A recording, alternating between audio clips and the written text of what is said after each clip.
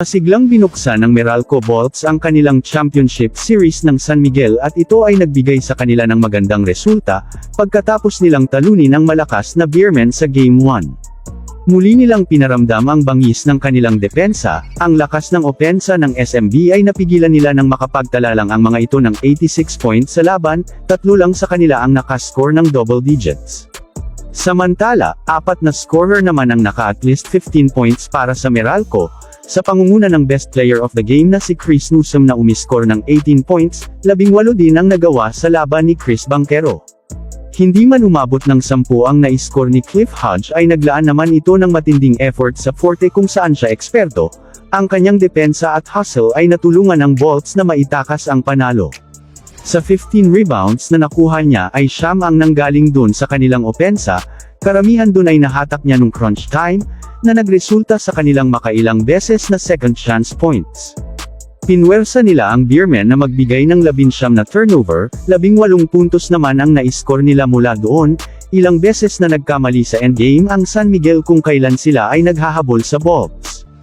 Iniscore ni Fajardo ang unang basket ng laban, ang Beermen ay mainit ang simula ng laro, 11-2 agad ang talaan sa mahigit 1 minutong lumipas ng opening quarter.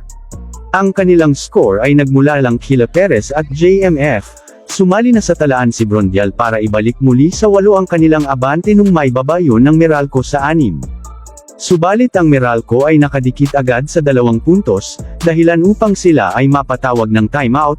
Malaki ang naging impact sa pagpasok ni Bates sa loob, 5 defensive stops agad ang kanyang nagawa. Ganun pa man ang kalamangan ay hindi pa rin nakuha ng Meralco, ang 2 koponan sa huling 2 minuto ng period ay hindi na nakapagtala pa ng puntos.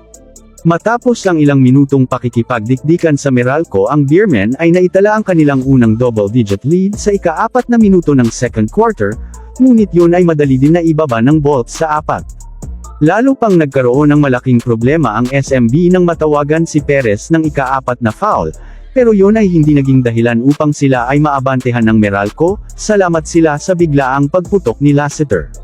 9-0 run ang naging pasimula ng Bolts sa third quarter, sa pagpapalakas ng 2-3 ni Quinto sila ay nakaabante sa unang pagkakataon sa laban, na binawi din agad ng Beermen pagbalik nila sa timeout.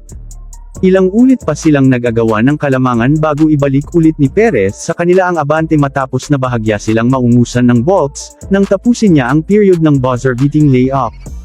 Abante na ang Beermen ng 3 puntos sa umpisa ng fourth nang biglang sila naman ang hinarurot ng Meralco upang mabawi ang kalamangan, 7 magkakasunod ang kanilang iniscore na nagtapos sa fast break dunk ni Quinto. Sila ay nakadistansya na ng 8 sa ika-3 minuto ng period, gamit ang kanilang hustle ay naitala nila ang pinakamalaki nilang lamang sa laro na 10 puntos sa huling 1 at kalahating minuto ng laban.